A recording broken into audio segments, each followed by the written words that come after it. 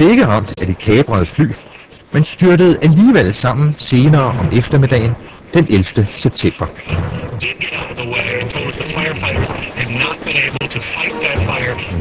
Which fuels a conspiracy theory of the tenants of the building, the CIA, the SEC, which is the Securities and Exchange Board, where they keep all the banking records, you know, the Secret Service that protects the president, the FBI, all these kind of like, you know, shadowy organizations that always figure in conspiracy theories. So their offices are in this building. The building falls down. This building was not hit by an airplane, and it's far enough away that it's kind of weird that it even caught on fire, because other buildings were closer, didn't catch on fire and didn't fall down. So yeah, it's odd. What you saw. I was in One World Trade Center. Bygningen faldt nydeligt sammen som et korthus. Det ligner faktisk et professionelt stykke nedrivningsarbejde. Even if it weakened, the steel weakened, how could the building just collapse straight down into its own footprint rather than going this way or that way? And it would have been twisted. There would have been large sections still left standing, you know. And the other issue again is the speed of the collapse. You can see the blast points going off Building 7. You can see boom, boom, boom, boom, then it falls. I mean, they did it right in front of us.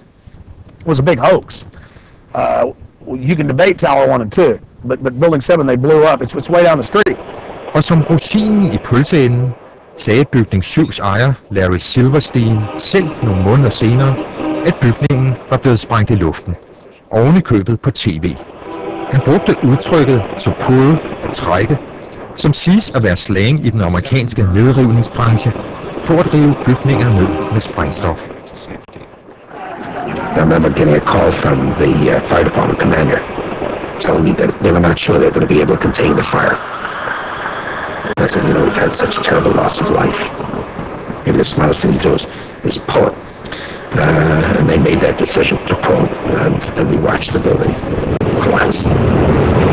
Decided to pull the building, means to demolish the building with controlled explosives. Now, this is a very, very intriguing and suspicious admission.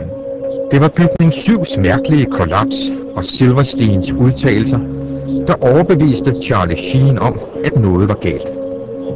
There's a problem with the whole damn thing, and guess what? There is a serious problem with Building 7. Now, you say you've tried to contact Larry Silverstein, correct? Yes. And he will not return your call? No. And he will not respond to his quote about pulling Building 7? No. And they made that decision to pull, and then we watched the building collapse. Now, how is that possible? How is that justifiable? You know what? I'll come right out and say that I'm personally requesting a direct answer from Mr. Silverstein about what he meant. Well, that's so far none of us have been able to get it. Well, that's extremely bold of you. Now, give him my number. Tell him to call me. I'm just curious. Tell him to call CNN. Tell him to call somebody, because you cannot make a statement like that and not follow it up. Well, let's be specific about that. There are clear blast points going off down the sides. You see the central column get blown. You see the penthouse cave in. The perfect classical demolition, then it falls in on its own footprint. Can you specifically talk about the video you've seen and those blast points? Anyone that cannot view this as a controlled demolition, I would have to say that their chair was not facing the television. Anyone that can look at this and say, yes, that is a random event caused by fire, really needs psychiatric evaluation.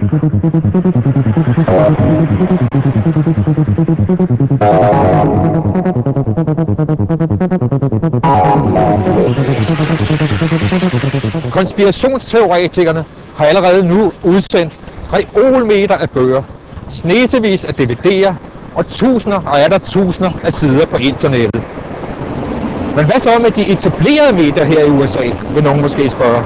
Aviser og tidsskrifter, og de slet ikke beskæftiget sig med sagen? Svaret er ikke ret meget. Men der er dog et tidsskrift, som har sat rigtig mange ressourcer ind på at efterprøve konspirationsteoretikernes påstande. Og det er hverken New York Times eller Washington Post. Det er som endt Popular Mechanics. Det er et tidsskrift, der engang udkom i Danmark under navnet Populær Mekanik.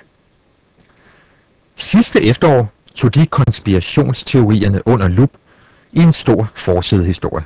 All these conspiracy theories are grounded in science. All their claims are grounded in physics or science or engineering. Those are all fields that we're experts in. So when we saw these conspiracy theories, we thought, well, we should investigate them, see if there's any truth. In general, what were your conclusions? It's surprising. We thought at least one or two of them was going to turn out to have some truth to it, but in the end, none had any truth whatsoever. So we ended up, in the end, we ended up speaking to hundreds, at least 400 experts. We quoted over 100, and then we have thousands, and literally thousands of pages of documents. And here, this is, here's some articles written about conspiracy theories before we actually delved into it. As you can see, there's just box after box of paper. A lot of this is congressional testimony and transcripts from our reporters, and just the original, as many original documents as we could get our hands on. But it was a tremendously exhaustive investigation. 9 people working on it for 4.5 months.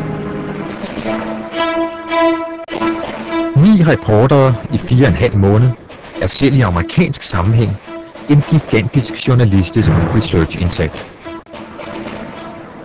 Så lad os kigge konspirationsteorierne lidt i kortene. Vi starter med en af hovedhjørnestenene, nemlig angrebet på Pentagon. Hvorfor ser man ikke vragdele fra flyet på tv-billederne? Og hvorfor lavede flyet ikke et større hul i Pentagons mur? You don't see any debris. You don't see a piece of the airplane. I think they expect to see a big tail sticking out. The airplane hit at over 500 miles per hour, and it's going from 500 miles per hour to 0 in 200 feet. The energy involved is, again, enormous, which created an explosion. The plane itself was buried, I believe it was 2 stories down, underneath the A, B, C, and down to the E rings of the Pentagon, and it was compressed to a very, to a large extent, to a smaller space. But they found the plane.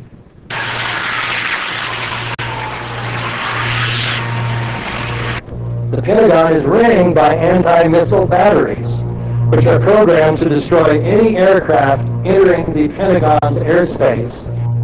The Pentagon didn't have any air defense. It wasn't a threat. I mean, it wasn't a target, rather, beforehand. Nobody thought that before 9/11, outside of a small, as we found out afterwards, a very small part of the intelligence community, that there was even a possibility, a remote possibility of being attacked from the air. The last time there had been an attack on U.S. soil was in 1812. It's well over 100 years ago.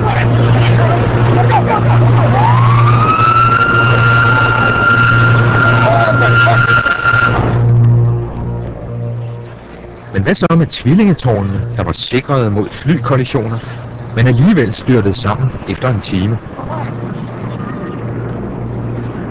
There has been no example, at least none before 9/11, 2001, where a fire has caused a building to collapse. Well, the conspiracy theories say, of course, that that fire isn't hot enough to weaken steel to cause a collapse, or that there had to have been some sort of explosive in there. What we found was, actually, they're right. Fire does not, the fire from jet fuel does not burn hot enough to melt steel. But it doesn't have to melt steel. What it does is it weakens steel, and it causes the metal to expand. First, there was the structural destruction from an airplane hitting the building, which tremendously weakened parts of the building exterior. Then you have the fire from the jet fuel, and you start to get weakening of the steel and expansion. So these steel beams started to expand and actually crack the concrete cores and weaken the structural stability on the building to the point where eventually it sagged and collapsed. Og eksplosionerne, som alle hørte, There were many eyewitnesses, firemen, police, who